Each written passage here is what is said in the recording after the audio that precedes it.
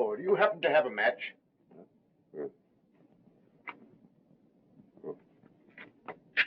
Say, where you come from? This building is closed. Thank you. We'll have you the correct time. It is just 9 o'clock. Oh, thanks very much. Still, I don't understand.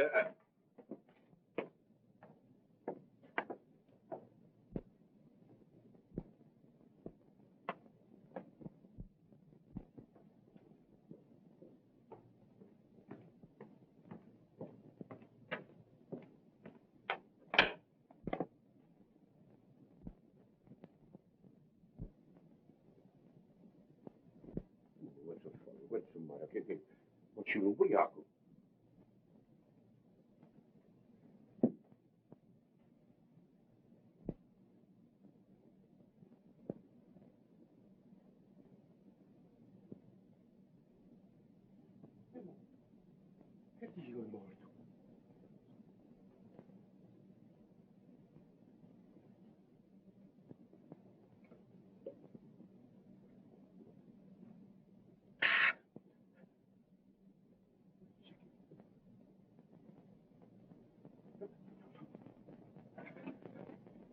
Police!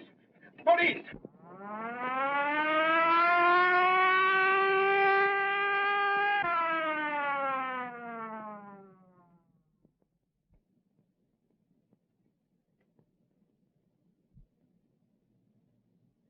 Death was caused by strangulation, Inspector. The murderer had powerful hands, and he knew what he was doing. How long has he been dead? I should say about an hour. What's your name? Luigi Bacigalupa. All right, Louis. What do you know about this? Me? I don't know nothing. I only know what I say over the phone. Well, let's have your story. But I knew something terrible was going to happen tonight. So you knew something, huh? Oh, Mike, 27. Why, there's been a... Oh, yeah. I see.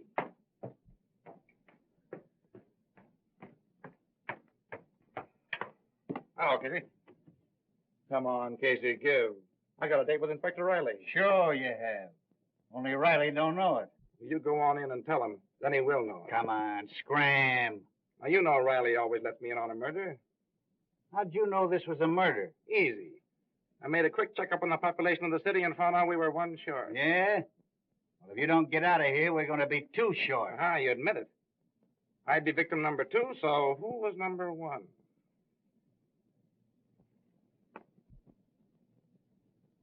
Garfield. Garfield.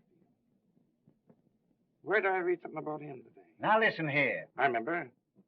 The Garfield Investment Company was petitioned into bankruptcy this morning. Another stockbroker got in the way of all flesh. Another stockbroker? Say, Casey, run in and tell Riley I gotta see him. I got a clue. But Come on now, Casey, come on. I'm sorry, sir, but that Burton guy from the Chronicle is outside. You mean inside? Now listen. All right, Casey. All right, boy. What are you doing here, Burton? Well, you know I always tag along with you on all your unsolved murders. I just thought I'd come along to see that you didn't break the record. Is that so? Well, don't break anything on this story till I tell you to, or there'll be trouble. Ah, you know me. All right, Casey.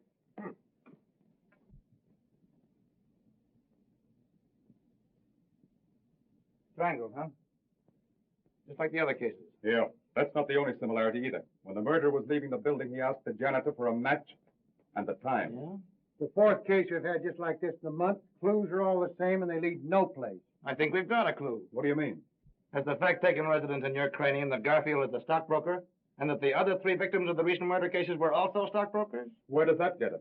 Why, gives a tip on the kind of man to look for.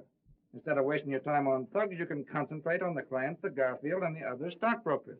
Say, if we're going to suspect everybody in this country that saw them stockbrokers, we're going to be getting out indictments for half the population of the United States. Hogan's right, as usual. Your theorizing's okay, kid, but I'm with the inspector. We got to start with Bucci-Galacci or Lacci. Oh, Louis. He got a swell peek at this guy as he left the building. I'm going to take him down to headquarters and let him drag an eye through the rogues gallery. The rest of the men from the homicide squad are here, sir. Send him in. All right, boys. Hi, gang. Doc, let me have a record of the autopsy as soon as you can. All right? Get me a complete photographic record of everything. Footprints, fingerprints, the whole works. Yes. If we fall down on this case, we're through, the bunch of us. And as for you, Mug, when you write this up, use only the barest details. I don't want them to know anything we found out. Say, Sherlock, I could write all you found out on a postage stamp. And still have room on it to do a jigsaw puzzle. Is that so? You seen you?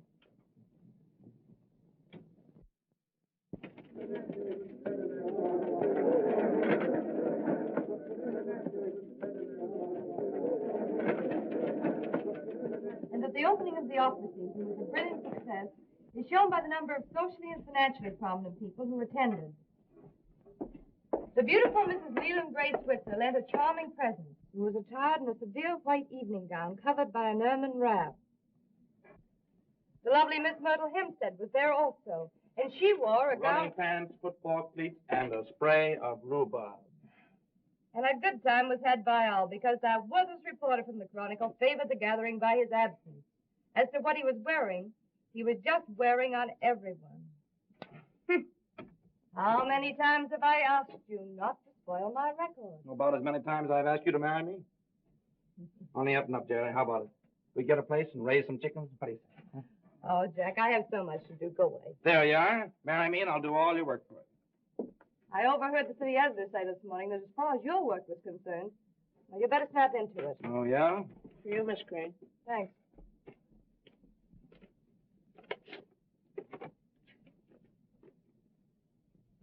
Love letter, huh? No, it's from Mother. Same old thing. Doctors, bills. I just can't seem to get anywhere. You're carrying too much of a load, kid. Why don't you let me help you? No, Jack. I couldn't do that. But if we got married, I'd have the right The to... right to let me saddle you with all my burdens. Is that it? Say, nothing connected with you could be a burden. You know I'm crazy about you. You've got enough on your shoulders looking after yourself, Jack. What's the matter? Don't you think I'm going to get any place? Not unless you settle down to some sort of serious work. You know, you can write a story with more punch and drama than anybody else in the game. Yet all you do is waste your time in sensationalism. Murder, kidnapping, frame-up, scandal. Well, these guys like Winchell don't do so bad. You're no Winchell, yes. Say, the only difference between me and Winchell is that he's been around more places than I have. And I'm catching up on him fast. Mm-hmm. Yeah. What do you think of the swell little murder we had last night, huh? Now, there you are. You would think that a murder were a show or something. Well, this one's going to be a show. It'll rock the town before it's through. Well, well, Philo Vance himself in person.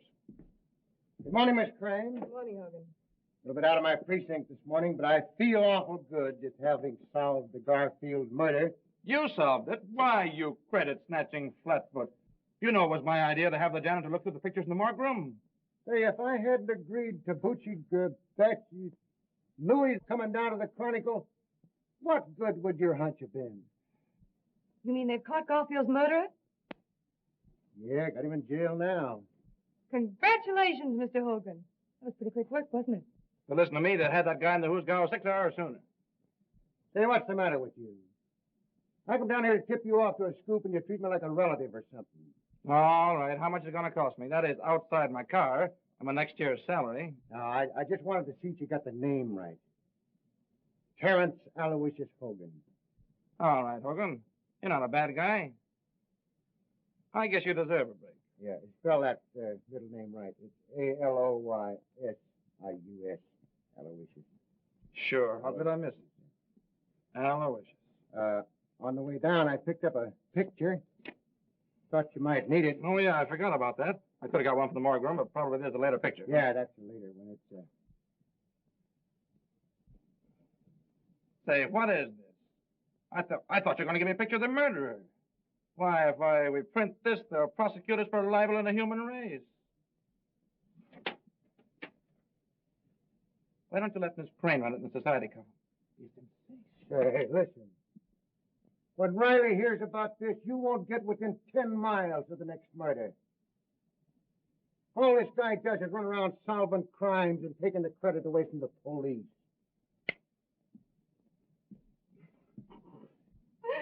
Poor Hogan. He means well, but he just ain't bright.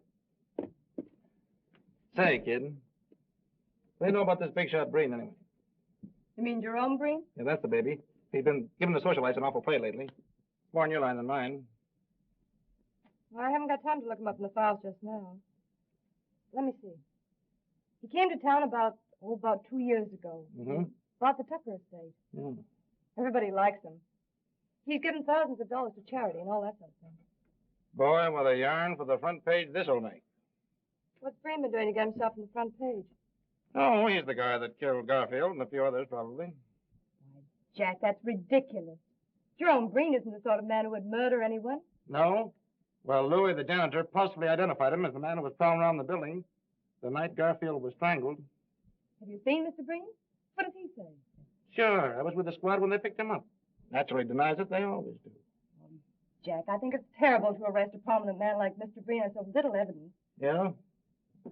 Well, we're going to have a whole lot more evidence before we get through. Now I see it. Just because you and the police department have a lot of unsolved murders on your hands, you're going to pin it on a man who's done more for this city than all the police and the newspapers put together.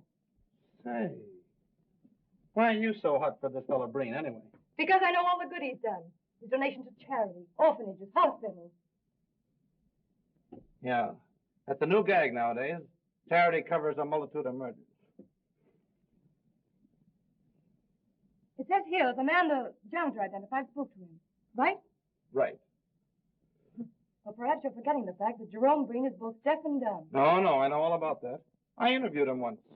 I had a hunch that he could do something with those hands as I'd talk with him. Jack, can't you see how your work is warping your mind? Why, all you're becoming is a trafficker on ruined reputations. Yep, me and Simon McGree. You see? It all comes back to what I said in the first place. We're always arguing. We can never agree on anything. The only thing for us to do is to get married. With your cruel attitude towards people, I wouldn't marry you if you were the last man in the world. Baby, if I were the last man in the world, I'll say you wouldn't marry me. You'd be run over in the stampede. Why, you...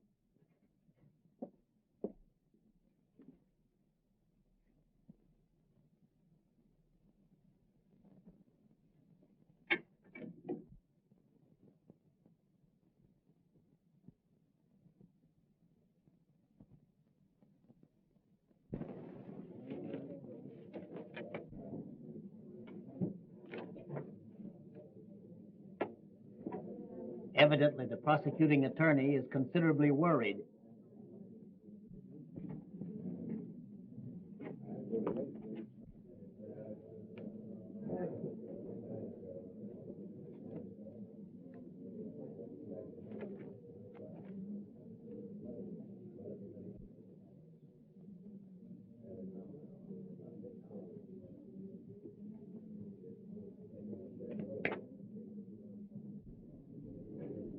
Mr. Breen says that if the prosecuting attorney has any hopes of winning the case, he should be worried.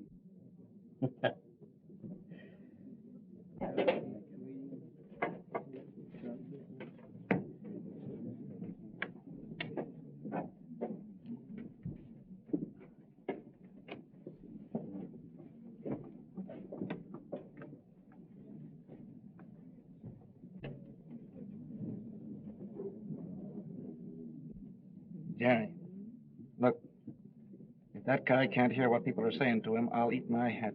Oh, don't be silly, Jack. Why, all intelligent deaf people are lip readers. Oh, yeah? What do you think, Chief? Will they get a conviction? I don't know, Hogan. It's got me. All the state has to go on is the testimony of this janitor.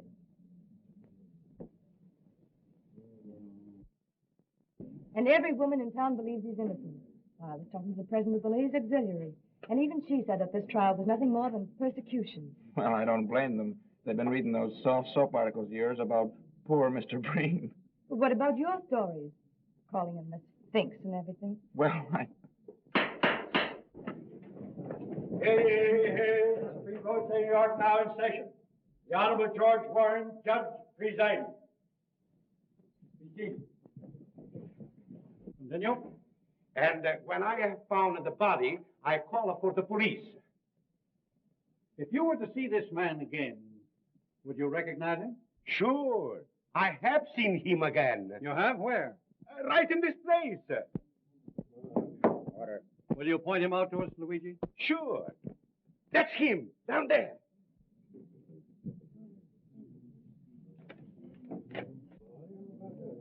Order.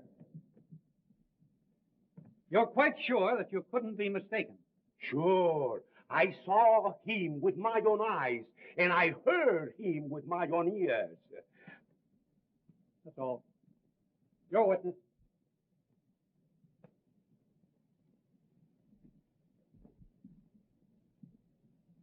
Mr. Bacigalupi, have you ever had hallucinations? Come again? Order. I mean, do you ever imagine that you hear things or see things? Your Honor, I object. Objection sustained.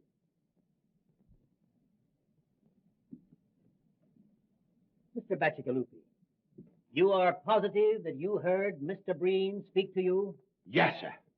Suppose I should prove that it would be impossible for Mr. Breen to speak. Was you there? Order. What would you say if I tell you that we're going to prove that Mr. Breen is deaf and dumb? I say you were a screwy. Order.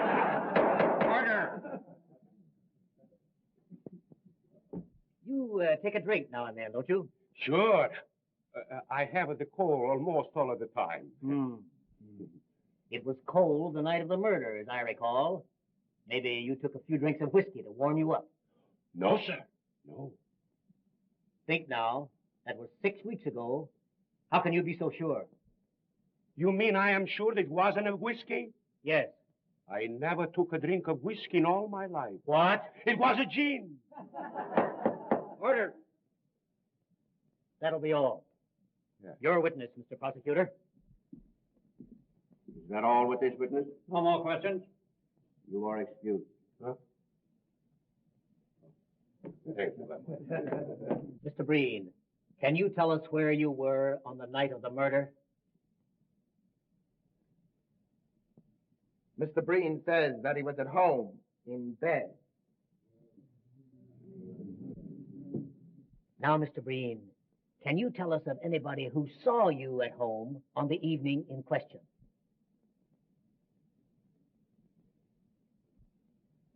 Mr. Breen says that I was at his house at the time. All right, Mr. Jenks. We'll get your testimony later. That will be all, Mr. Breen. Your witness. You see, if Mr. Breen was very innocent, he could have hired a flock of witnesses to prove an alibi. Yeah? And if he's the shrewd boy I think he is, that's just what he wouldn't do. Jack, I'm surprised at you. Why, this is the flimsiest evidence I've ever heard given in a murder trial. I don't give a hang about the evidence. I tell you, Louie's right. If this guy is acquitted, we're going to have some more murders. Oh, ridiculous. Your name? Augustus Calvin, Your profession? physician and surgeon. Dr. Calvin. Doctor, have you examined Mr. Breen, the defendant? I have. Did you discover any abnormality in his physical structure? Yes, Mr. Breen can neither hear nor speak. Order. Just what, specifically, is the cause of his misfortune? Mr. Breen has paralysis of the vocal cords and the oral nerves. Well, just how long, in your opinion, has this condition existed? It was congenital. He was born with it. Order. Thank you. That'll be all. Your witness. The court, please. I move a recess until physicians appointed by the court have had an opportunity of examining the defendant. Motion granted. Court adjourned until 10 o'clock tomorrow morning.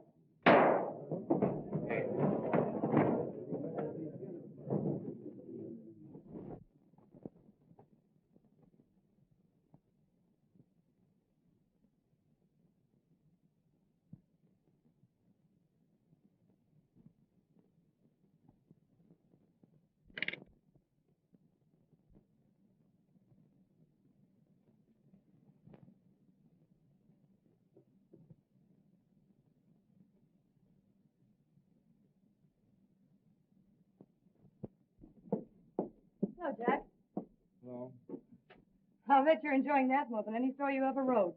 Please, Jerry, go away and let me enjoy my piece, will you? Oh, forget it, Jack. Why, you just had a wrong slant in the thing from the beginning. Wrong slant, huh? Say, it would take more than the decision of 12 dumb clucks to make me change my opinion. I suppose all we gotta do now is to sit back, wait for some new murders, and cheer. Oh, don't be silly. Hey, I'll be through this in a minute. How about 10 on the old feed bag? I'm sorry, I have an engagement. Yeah? Who's the lucky guy? You're a very, very dear friend of yours. All right, who is it? Mr. Jerome Breen. Jerome Breen. Mm-hmm. Mr. Breen dropped me a note thanking me for my kindness in the articles I wrote about him during the trial. Invited me to his home. Jerry, you're not really going up that fellow's house. Why, of course I am. I talked to the boss about it, and he's going to pay me extra money for a series of articles on Breen. Listen, baby, honey, listen. I know there's something screwy about that guy. Why, the idea of you being alone with him would drive me crazy. Jack, pull yourself together. Why, everyone you see lately is a boogeyman. This criminal court assignment of yours must be getting on your nerves. Jerry, if you go up to that man's house, I'll... That'll be swell. Only don't make it a habit.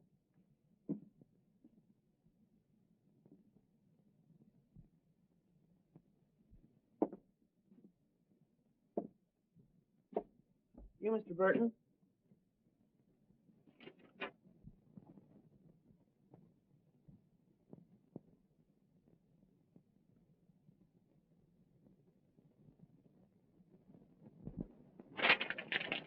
All right, son.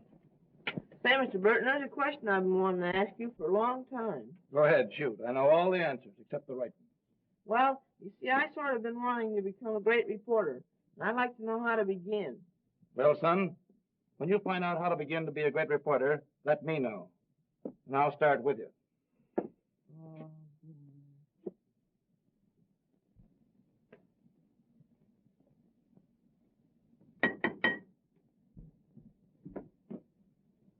How do you do? How do you do, Miss Crane? Won't you come in, please?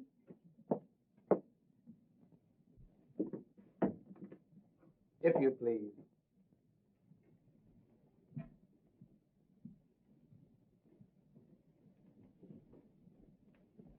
It was so good of you to invite me, Mr. Breen.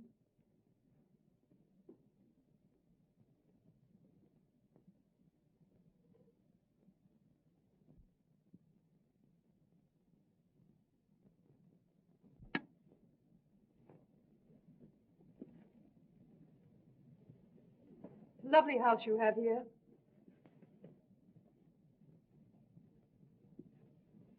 Mr. Breen says that the house is far lovelier for your presence. I certainly wish to congratulate you on your acquittal, Mr. Breen. The whole thing was preposterous.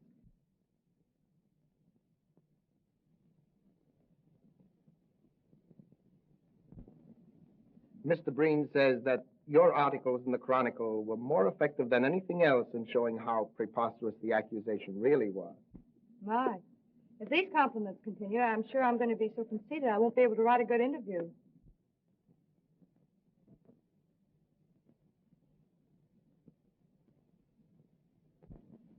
Well, why write one then? And Mr. Breen is afraid that an interview with him will have one boring necessity. I don't understand.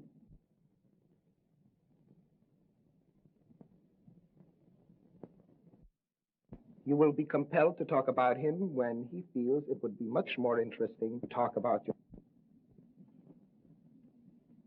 You know, Mr. Breen, an interview always begins in the same way. Where were you born? Mr. Breen has jotted down some of the facts of his life that might be of interest to your public.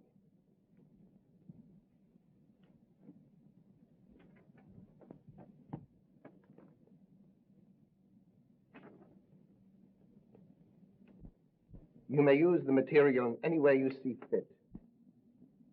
Why, this is splendid. It'll be a very good beginning for the series of articles I have in mind. Mr. Breen says, and now you have no alternative except to talk about yourself. And now, Miss Crane, if you will pardon me, I shall make the tea. I do hope Mr. Breen isn't bored.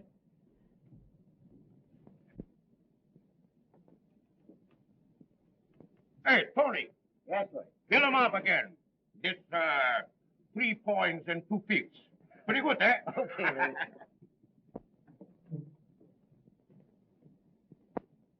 There you are, Ah, thank you. Hello, Louis. Hello, Mr. Burton. Well, why'd you give up drinking gin?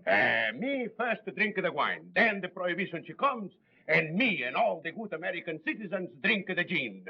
Then the law, he says, we must drink the beer.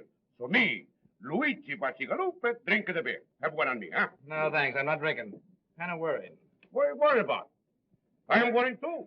What do you got to be worried about? I am worried how I am going to get out of here. What do you mean? See, it's like this. I eat the pretzels, then I get thirsty. I drink a glass of the beer, and when the glass of the beer goes down, I get hungry again, then I eat the pretzels, and I wonder, worry, what is going to be the end. Yeah, that's tough, all right. Hey, listen, Louis. Yeah, Are you dead sure it was Breen you were talking to the night of the Garfield murder? that's what I say in court, isn't it? Ah, I know, old man, but nobody seems to believe you. Now, after all, you know, you were drinking pretty heavily that night, weren't you? You might have been mistaken, huh? Say, Luigi Bacigalupe only make one mistake in his life, and I married her. All right, now cut out the Second Avenue comedy stuff, will you? And listen to me. Maybe you did have one drink too many, huh? Maybe you were seeing things, huh? Say, a few shots of gin means to me as much as a glass of milk means to you. I was brought up in it. I mean, the gin, not the milk. But man alive, how could it have been Breen you were talking to if he couldn't talk? Say, this is the last time I'm going to speak to you about this. I know what is what, and I know what is what not. If I have to decide, and what judges and lawyers and the like, and what I see with my own eyes, I stick to what I see with my own eyes. Say, that guy Brain is a bad egg. And anybody that gets mixed up with him is going to be in trouble sooner or later. Maybe sooner.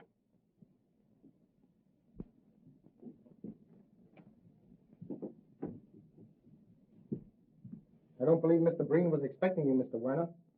Well, I've got to see him. I'll wait. All right? But you must meet Mother sometime, Mr. Breen. I know you'd like her.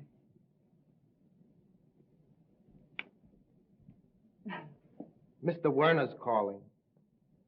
Oh, I had no idea it was so late. I simply must be going.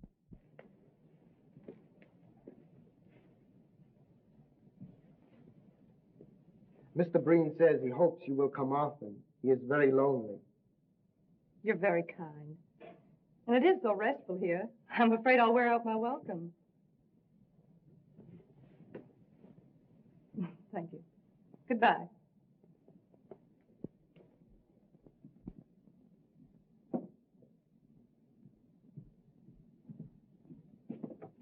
Good afternoon, Miss Crane. Goodbye.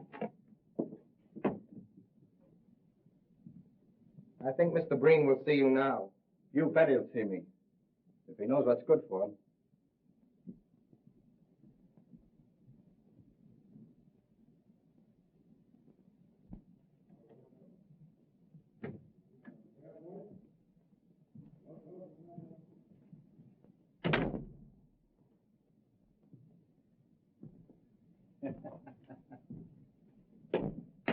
Oh, boys. Hello, Hogan. Rallying. Yeah, he's in. You better stay out. What's the matter? Hydrophobia. Ah, well, he's always glad to see me. Hey, listen, you. Did you hear what I said? I said no.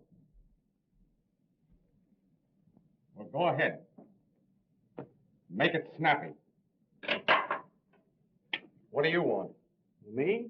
Oh, I just dropped in for a drink. You know better than to drop into a police station for a drink? I don't know what this country's coming to when a guy can't get a drink in a police station. Come on, Scram, I'm busy. That's all right. You're not bothering me. See, your girlfriend Jerry's playing around with your old pal Brain. Yeah, that's what's got me worried. Why don't you do something about it? I can't, Jim. I've talked to her till I'm blue in the face, but you know how a dame is. The more you knock a guy, the more she's for him. I'm sorry for you, kid, but I got grief of my own. I'm not in so strong with the police commission. Hey, Chief, there's a Mr. Werner here to see Burton. Werner? To see you? Oh, yeah, I forgot to mention it. I told him to meet me here. Say, what do you think this place is, a reception room? Listen, Jim, this guy may have a clue on the Breen case. He called me at my office, but I couldn't see him there on account of Jerry. Well, It's about the reward that my boss offered on the Garfield case, see? I wanted to hear him in case he has anything important to say. And what am I supposed to do? Play stenographer and take down a report of the conversation? No, you'd go in the other room and listen. I don't think a full view of that mug of yours will make anybody inclined to talk. Oh, is that so? Show him in, Casey. Huh?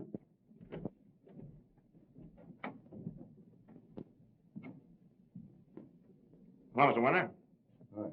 Have a seat.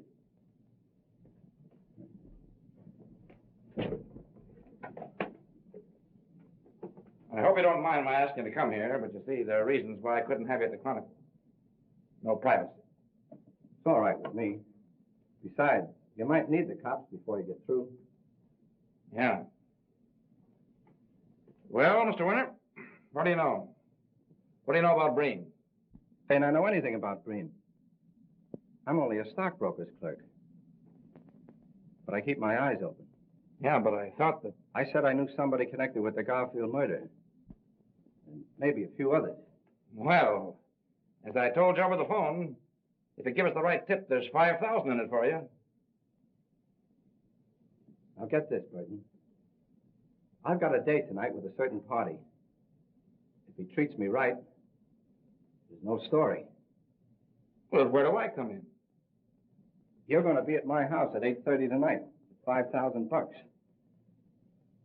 Either I tell you the story and get the dough, or it's no sale. But there's the address. Remember, 8:30. Oh, and another thing. If you should get there before me, don't say anything to my mother. She thinks the party I'm dealing with is on the up and up.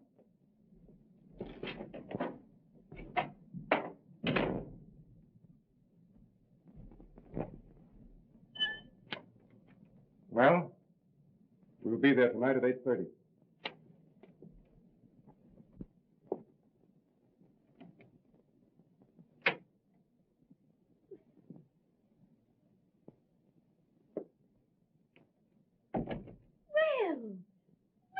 Mr. Breen, I didn't know Dave was expecting you. I think he's taking a nap. I'll go call him.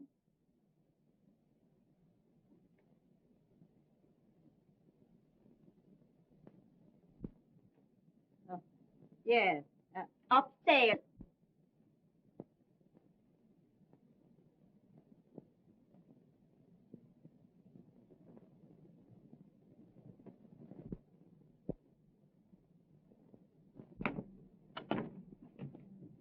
Well, I hope this isn't another wild goose chase. Well, anyway, it won't be a total loss. A good speakeasy in the same block. Find the wisecracks. Better get going. It's 8:10 now.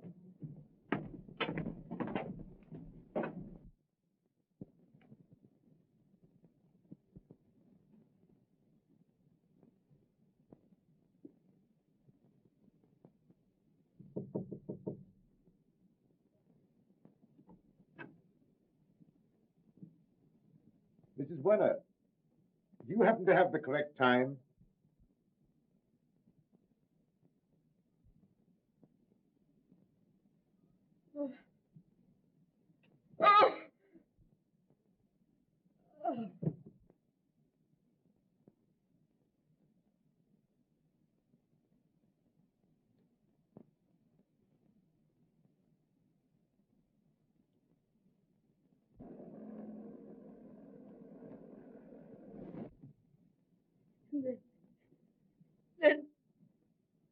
Then when he asked me the time, I couldn't remember anything else.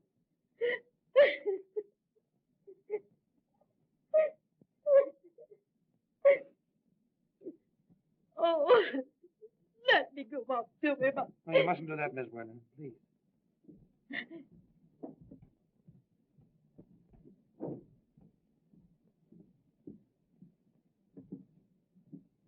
Well? Same as the others. He's dead. I knew it. I knew it! Oh.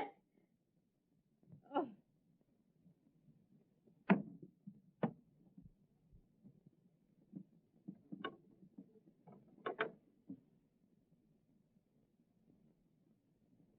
What are we going to do? Undoubtedly, Werner knew Breen's secret. That's why Breen did away with him. Yeah, that's right. We're going to that skunk's house. Hey, what about her? We'll take her to the neighbors. Come on.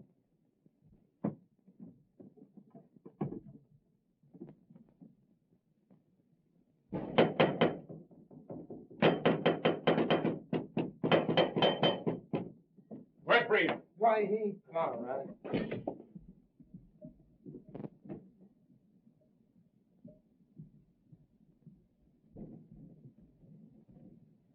Get up, Breen. I want to talk to you. I say, sir, you've no right. Shut up, you. I'll make my own right.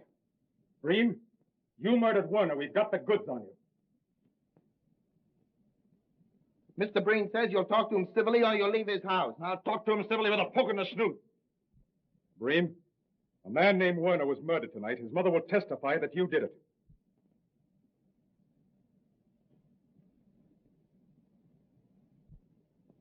Mr. Breen says, why don't you arrest them again and make yourselves the laughing stocks you were in the Garfield case? Why, you... If you're innocent, how do you explain the people who will identify you as the man on the scene of the crime?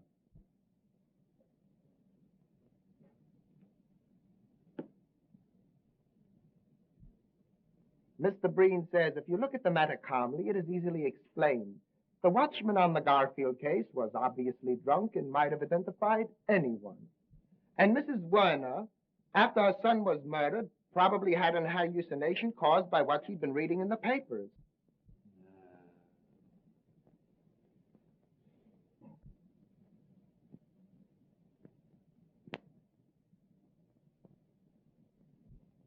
Mr. Breen is very sorry to hear of young Werner's death. He liked the boy immensely, and he will do all he can in order to help to bring the murderer to justice. Thanks. Breen, where were you tonight at 8:30? Mr. Breen has had a very bad cold. He lay down at 6 o'clock and slept until the gentleman wakened him. Uh-huh.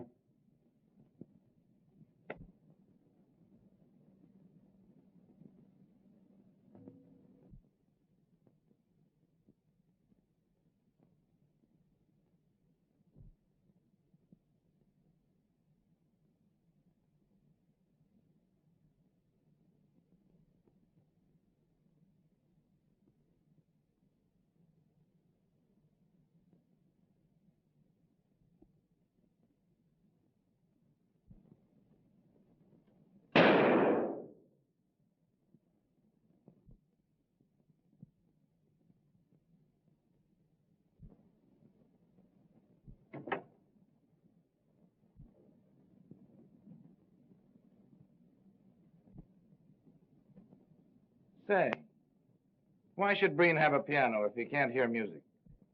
Mr. Breen has the piano for the enjoyment of his guests. Oh, yeah.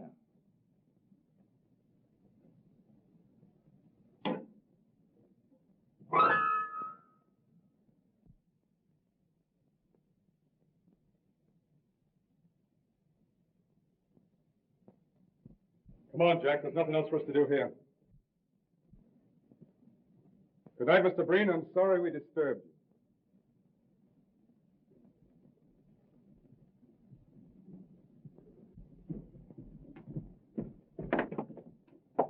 Good night, gentlemen.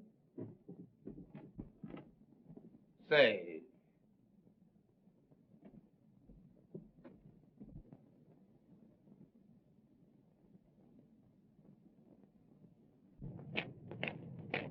what do you make of it, Jim?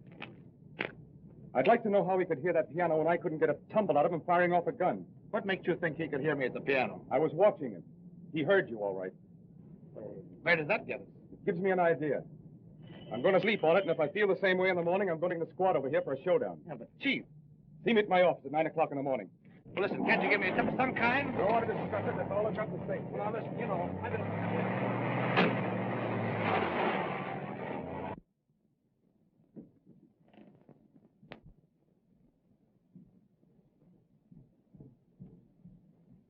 That copper is onto something.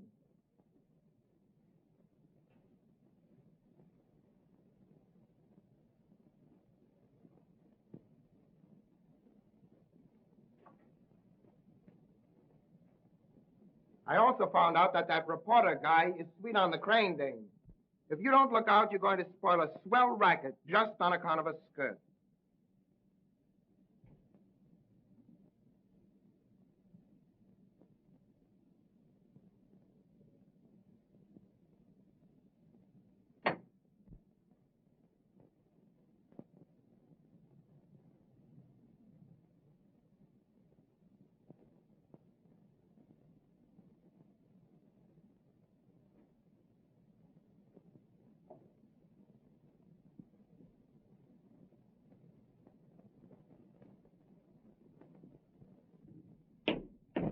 Hi, boys. Hi, Casey. Hey, wait a minute. Who do you want to see? Oh, Riley. I got a date with him this morning. You won't see him. Yeah, who says so? I say so. He's dead. Riley. Yeah. The chief was found murdered early this morning. But where? How? You'll have to ask Hogan. He's been put in charge of the precinct. I should have known it. Riley was on the Breen. He had to get him.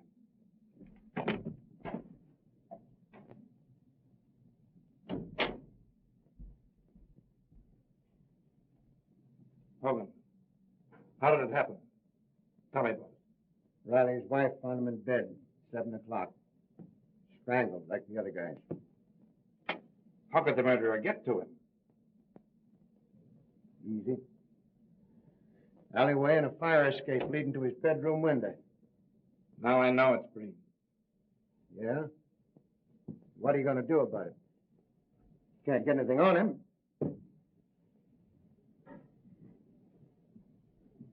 What a swell break I get. For 15 years, I've laid for this inspectorship, and now they hand it to me with 5 unsolved murders staring me in the face. What's the police commission got to say? They give me 2 weeks to find the murderer of Riley, or I'm canned. You can send in your resignation right now. You get anything on Breen, he'll take care of you just as quick as he took care of Riley. Yeah. I wonder why he went after Riley. Riley found out some kind of clue for Breen's house last night. He's going to tell me about it this morning. Breen got wise to him, pumped him off. What was you and Riley doing at Breen's house last night? We went up there on the Werner murder. Couldn't get to first base. And what's the lowdown on that Warner case? I was somewhere else. He got Werner for the same reason. Werner got wise to his secret. I tell you, that guy Breen's a maniac. He'll kill anybody who finds out about him. I wonder who else might stumble onto that guy's secret. We might just as well tip him off to stay away.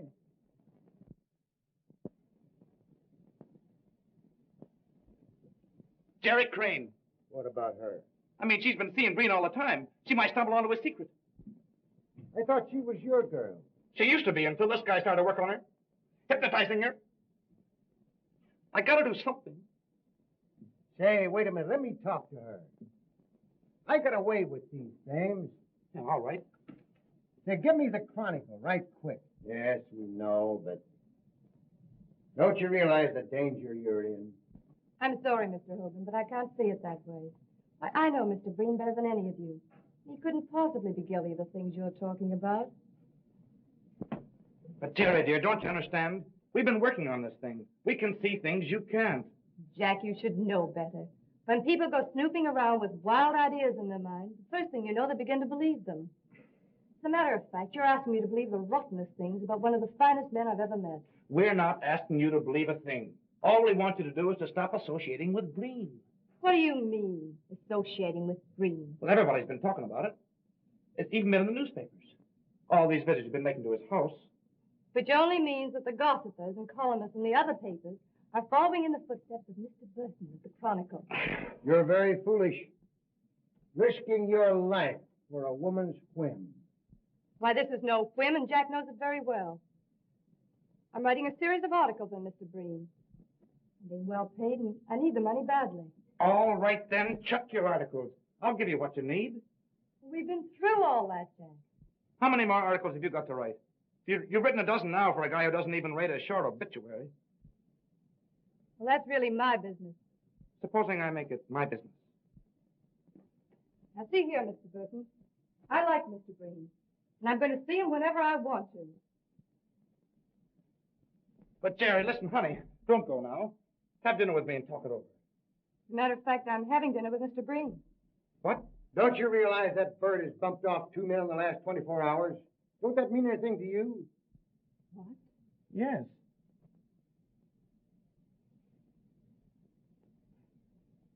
No more than it would to Jack or any other reporter covering an assignment. Even if it were true. But, Jerry. Well, I'll tell you what I'll do. If it'll make you feel any better, I'll ask Mr. Breen not to murder me. But, Jerry, listen. Supposing you should stumble onto his secret. I won't, my dear. I'll pick my steps.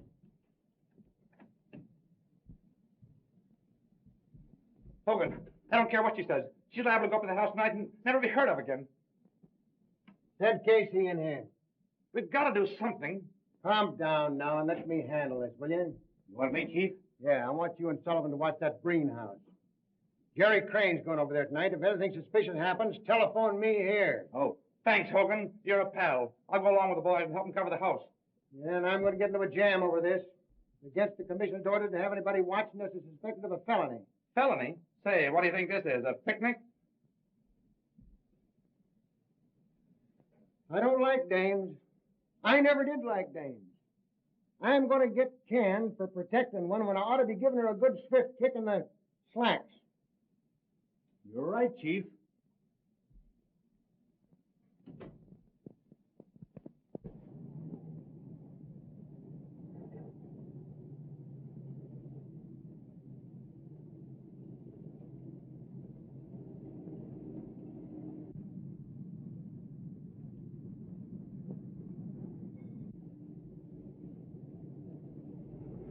Is that the Crane dame just went in the house? Yeah, I was talking to Burton when she went by.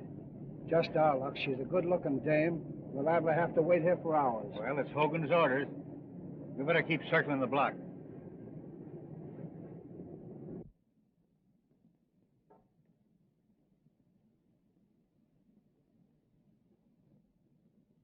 But I'm finishing the articles, Mr. Breen. I really don't think I should impose on you anymore.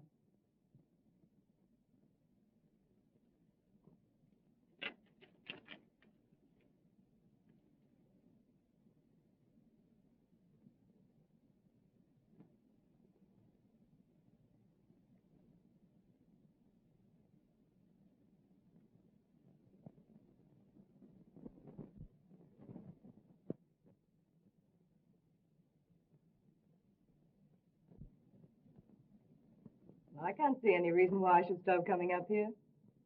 You seem like an old friend whom I've known for years.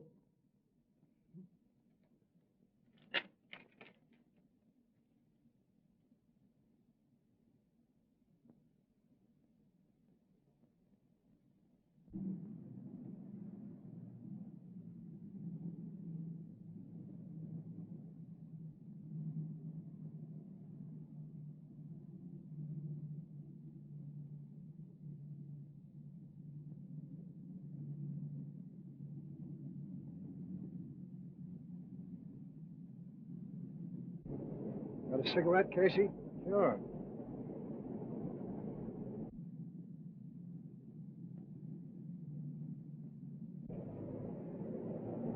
Better walk on. I got a hunch that guy spotted us. Well, so long. So long.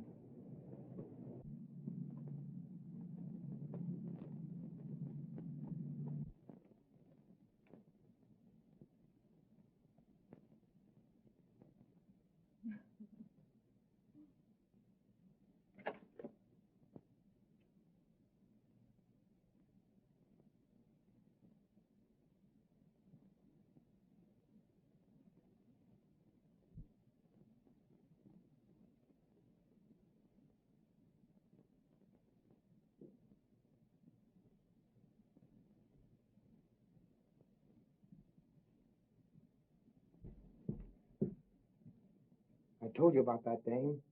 There are a couple of dicks outside watching the house.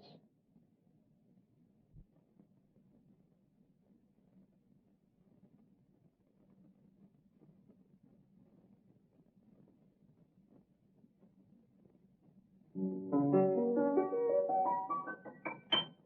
told you.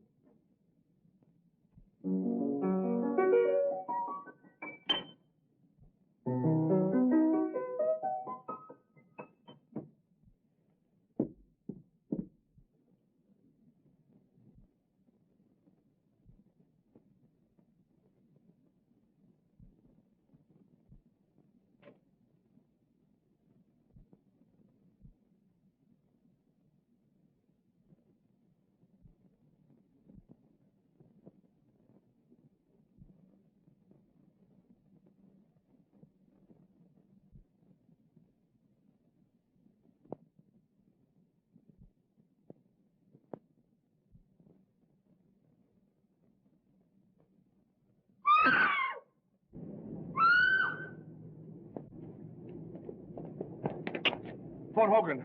Come on, Casey, quick.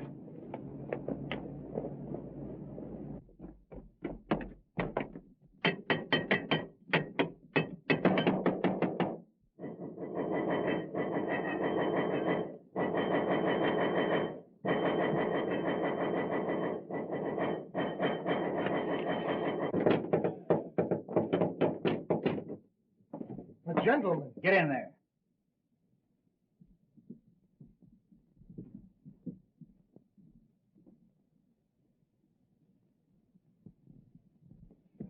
Where's Jerry Crane?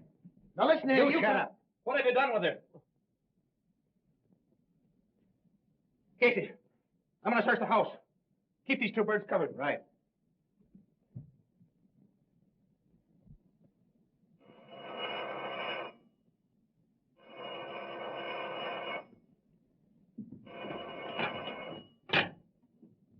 Hello? Hello? Yeah, Hogan? I'll have the squad right there. Get on the way, boys. Get on your toes. We're leaving. We're on our way.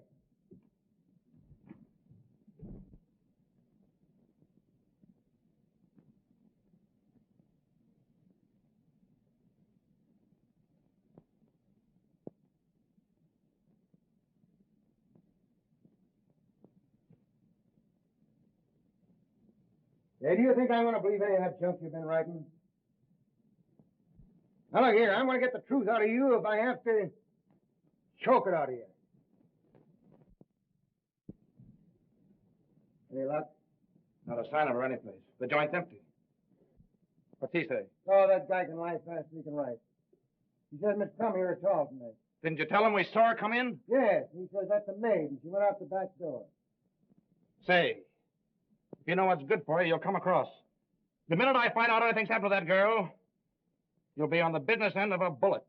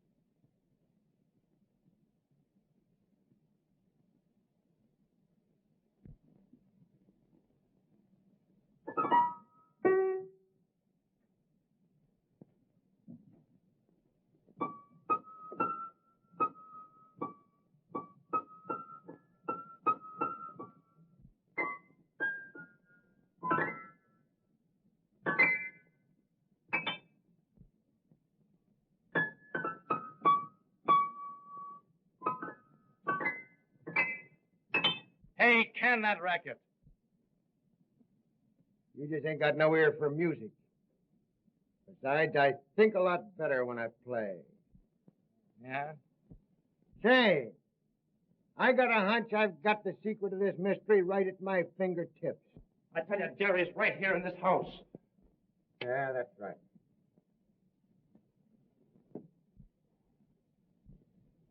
Say, didn't Riley say something about getting a clue around here? Yeah, he said something about Breen being able to hear the piano. Yeah.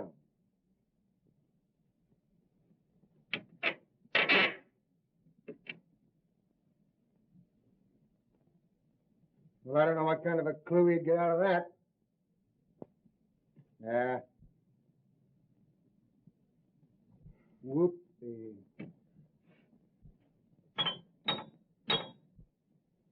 Look!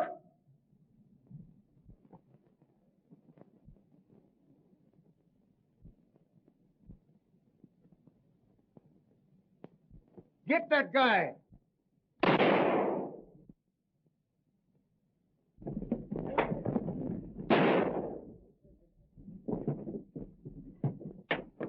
Jerry, Take it easy. you all right? I'm just a bit shaky.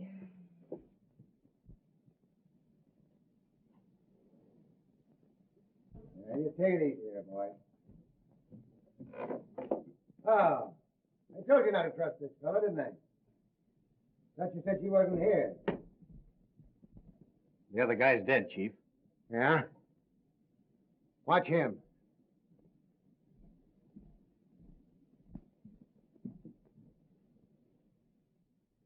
Well.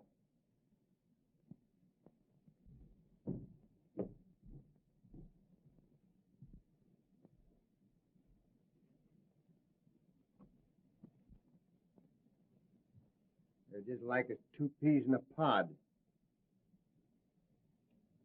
They can't both be deaf and dumb. I wonder which one of them we plugged. Hey, can you talk or can't you? Now, I'm going to tell you right now, I won't believe a word you say. All right, gentlemen. I'm ready to talk. It's my duty to tell you that anything you might say will be used against you. Nothing will ever be used against me. No? Well, begin, and don't talk so much. Well, we're waiting. The mystery of the Sphinx, as you gentlemen of the press have done me the honor of calling me, should now be really quite obvious. Whenever I found it necessary to remove an obstacle, it was quite simple to establish a perfect alibi. My twin brother temporarily assumed my identity, and he being a real deaf mute, well, of course, would naturally discredit any witnesses who might testify that he had spoken to them. How successfully my little scheme worked could be attested to by the police departments of other cities beside your own. My only oversight was my inability to foresee an inspector with a talent for the piano.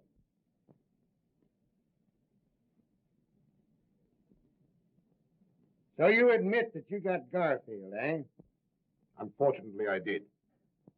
I formed a stock pool with 4 other brokers with Garfield. They didn't like the way I did business and threatened to go to the district attorney. Well, I had to protect myself. Why, of course.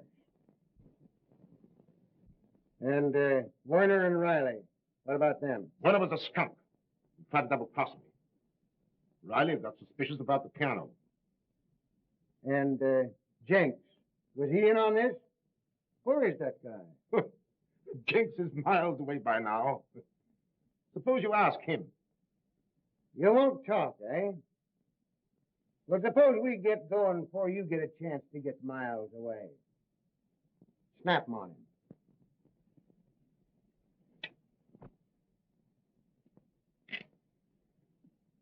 All right.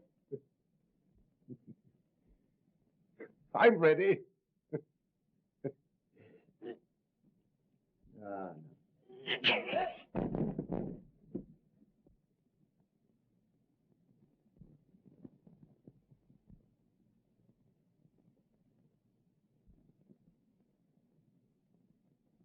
He's dead. Must have been heart failure.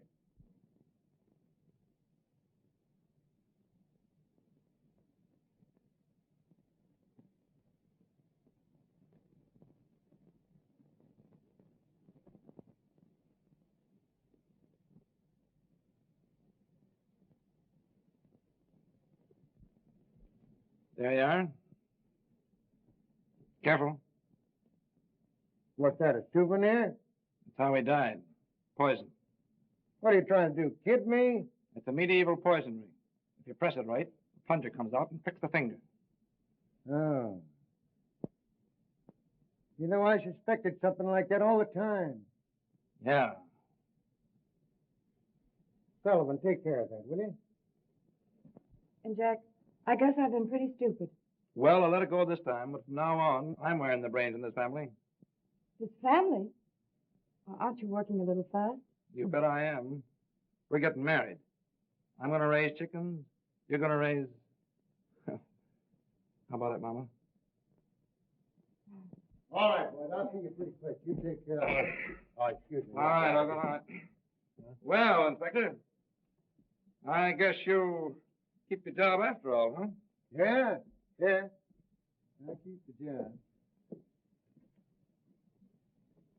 And you all laugh when I sit down at the piano.